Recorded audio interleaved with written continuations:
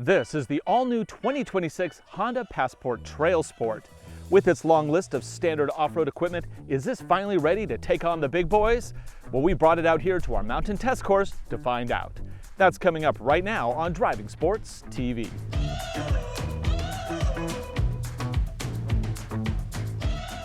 This episode of Driving Sports TV is brought to you by Onyx Off-Road. Click the link below to save 20% off your new membership using the code DSTV. This is the 2026 Honda Passport Trailsport Elite.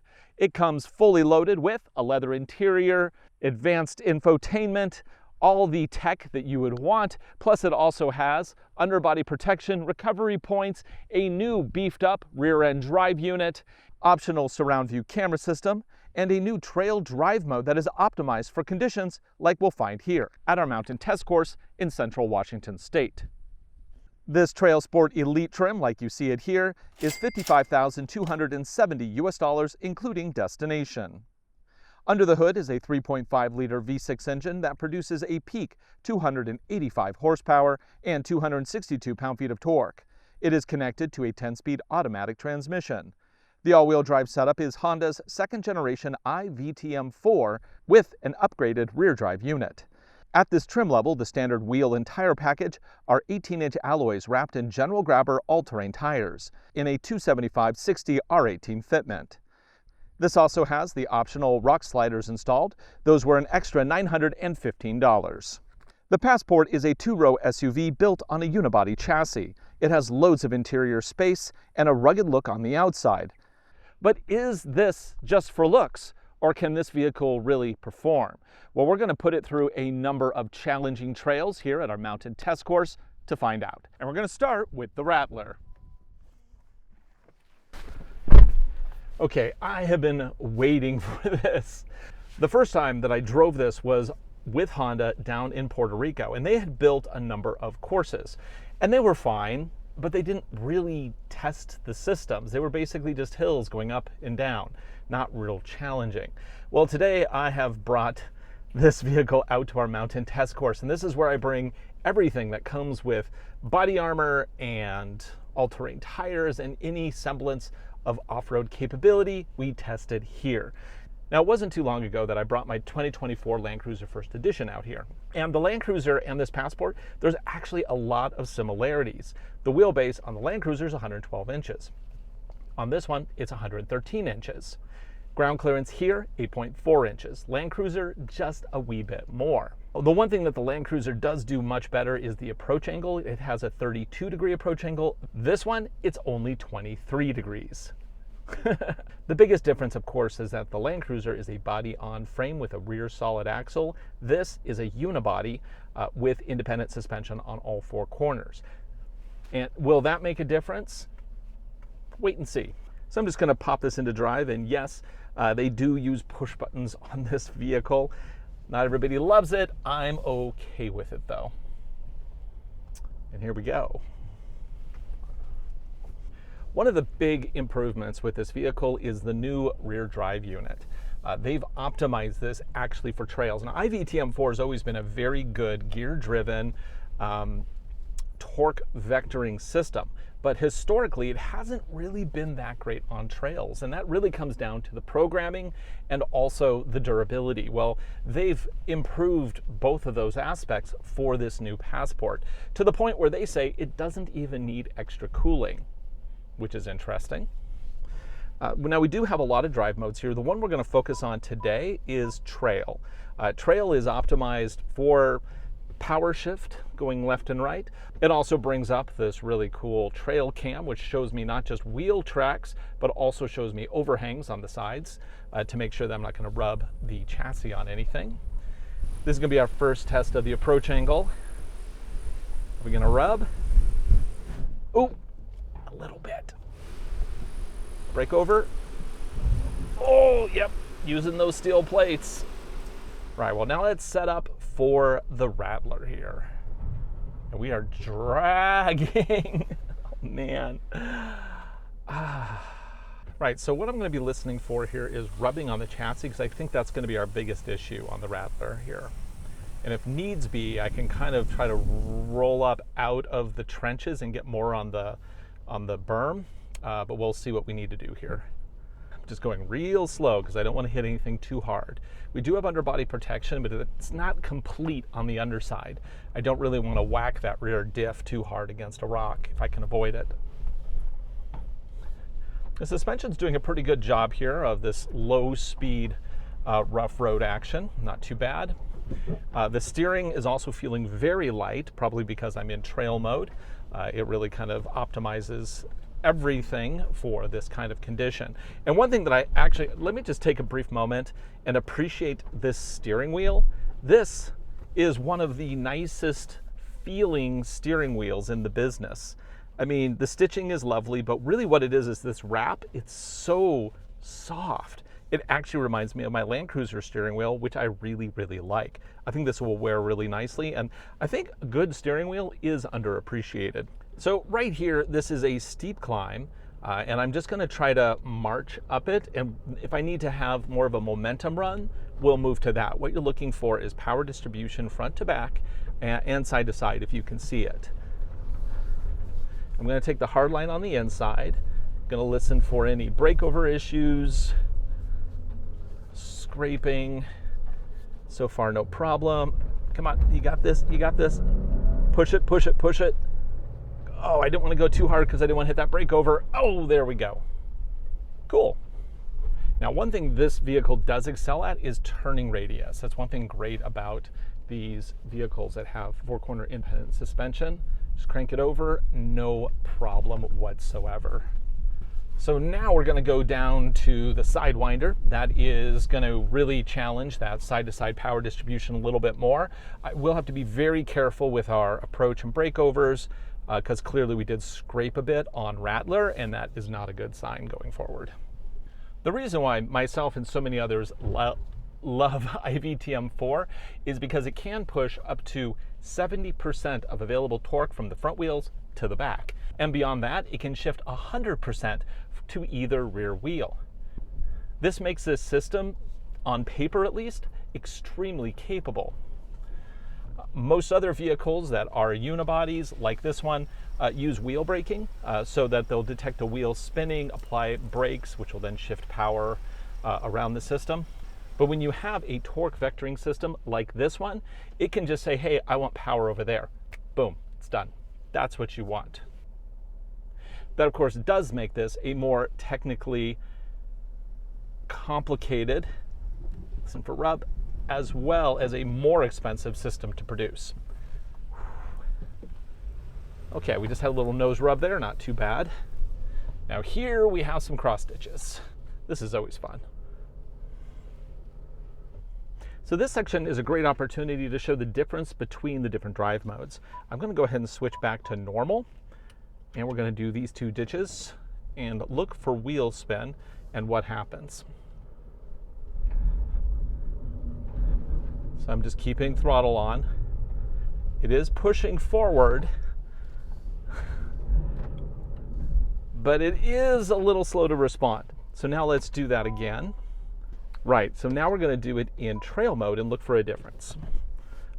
One main difference being that, of course, I now have a trail camera pointing forward, not just my front view, surround view camera system. So I can actually put my wheels right where I want them.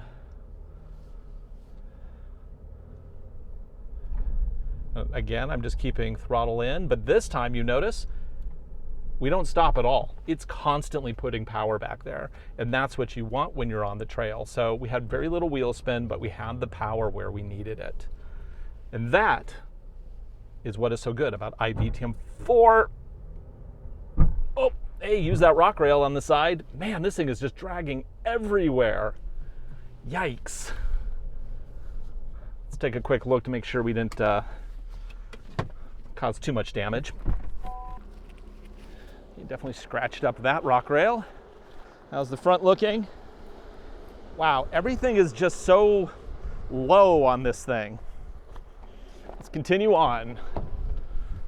So why is this vehicle constantly scraping, whereas the Land Cruiser with about the same amount of ground clearance didn't? Well, it's simply because a Land Cruiser has a solid axle in the rear, When that goes down on one side, it pushes up on the other side, which actually lifts the chassis. This one is independent on all four corners. So when you have a wheel go down, it doesn't affect the other wheel at all. And that actually is a problem when you're dealing with complicated trails. You want that lifting action of a solid axle. Now, obviously, you don't want a solid axle on the front because then you end up with a Jeep Wrangler. And those don't really handle that well. So with the Toyota Land Cruiser, they kind of split the difference, put the solid axle in the back, but gave it independent on the front. This one, independent on all four corners. Makes it easy to turn, easy to drive, but doesn't make it as good on the trails. And with that, let's continue on. And we are in trail mode. Pushing forward. Up the steep climb. This is much steeper than it looks on camera. But we keep the throttle in, no problem. And hey, let's just go all the way to the top. Oop, always a little rubbing there. Gotta slow down there. Come on, you got this. I do love having a V6. It's like instantaneous power. There we go. Okay, well, we are just getting started. Up next, we have the ladder. This is what we call the ladder. It is a straight up hill climb. And we have to deal with a bunch of stuff here. We, of course, have loose surface. We have rocks. We have a ditch a little ways up. And then we also have an incline of about, I think it peaks out at around 35, 36 degrees. Very, very steep. So yeah, it's always real fun. So we're going to go up it first, turn around, and then come back down it. And to go up it, I am going to keep this just in trail mode. I don't see any reason to really switch. Now, we could go into sand if we want a ton of wheel spin, but here's the problem. There's a lot of rocks on this one, and they aren't small. So if I had sand mode, we'd be kicking up rocks, which would be basically bouncing off the body. So let's not do that. Let's see if we can just crawl up it with minimal wheel spin. Right, there's nothing really to do here except drive, so let's have at it. And let's just see if we can just walk up it. Now, General Grabbers I find to be pretty decent all-terrain tires. I had them on my Ford Ranger Tremor Edition that I drove for a couple years. I rather liked them. Come on. Oh, we are dragging, which is no surprise. The lack of ground clearance, it just bites both this vehicle as well as the Bronco Sport. Okay, we're going into the ditch there, which is going to lift traction off the driver's side left wheel. Come on, you're going to keep making it. It needs to push with that rear tire that's touching, and it gets us up. Ha, nice. And then this next section is actually steeper, but it is shorter. Just going to try to march up it so we have minimal rocks flinging into the body.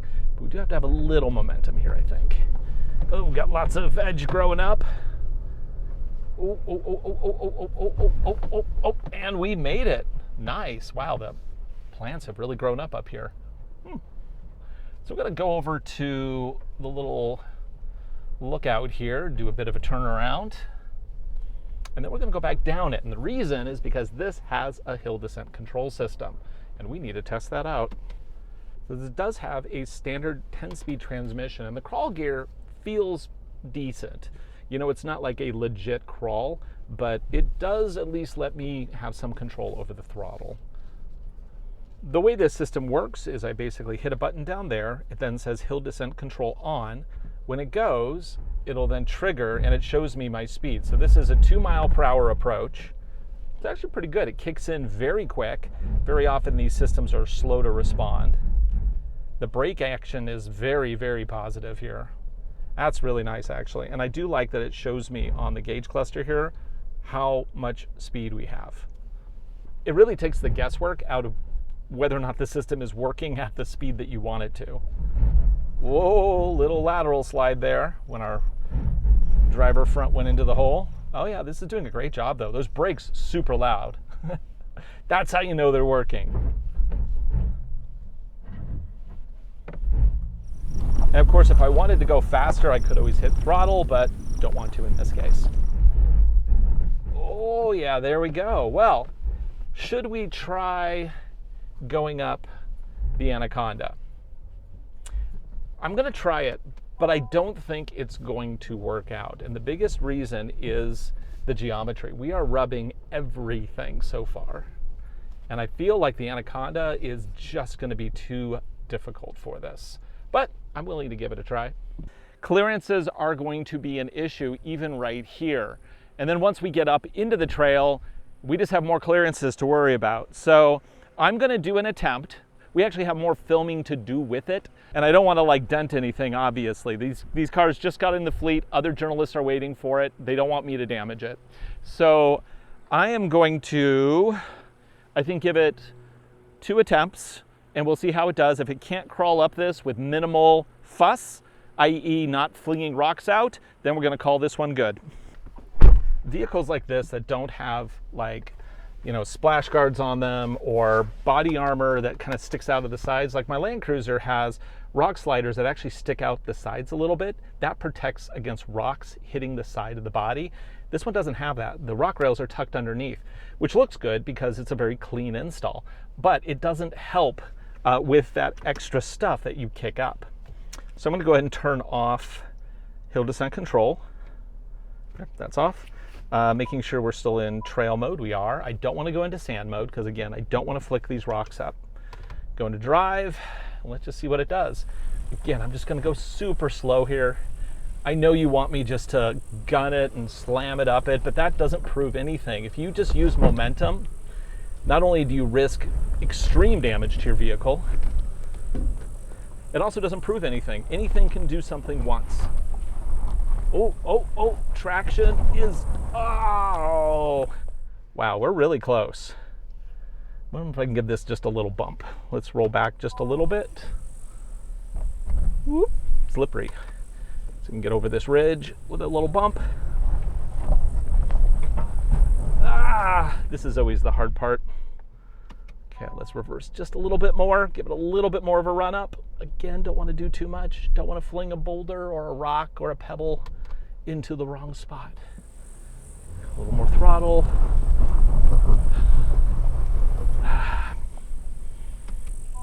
Just keep going backwards.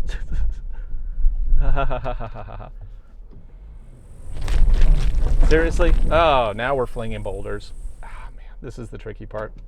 Okay, we're going to give it one more attempt here of marching up, and I'm going to try to maintain a little bit more velocity on that upper section. You can see we're already digging down into the rocks, though. Come on. Keep it going, keep it going, keep it going, keep it going, keep it going. Come on, you got this, you got this. Ah, on foot to the floor, and we are just digging. That's it.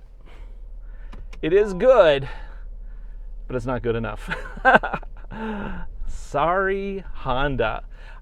But let's just appreciate this vehicle for what it really, really is intended for. This would be a 6 snow car. Like, throw all the family in, throw your gear in, put the skis up on the roof, engage that iVTM4 system, and you are going to be rocking any snow trail, no problem.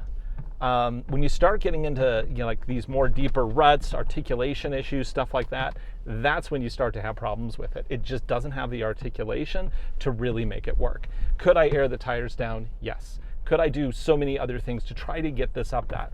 Yes. But we test all of these vehicles the same. We do them with full pressure in the tires. We've done a few where we've aired them down in the past, but the main idea here is to test the vehicle systems. If you're full pressure, it's kind of a consistent challenge across the board. So I'm not going to air this down. It would probably do better getting up there, but as we saw earlier, this thing is dragging all over the course. It's just going to be worse up there. We may not even get through that midsection, and if we do, it's not going to be without some serious underbody scraping. So I'm going to end this here. I do like this vehicle. I think it's extremely capable to a point. And that point is about on par with my Bronco Sport. The Bronco Sport Badlands, again, same kind of an issue. Very good all-wheel drive system, very limited by its ground clearance. And actually by the fact that it's independent suspension all around, because you don't get that lift that you get with a solid axle.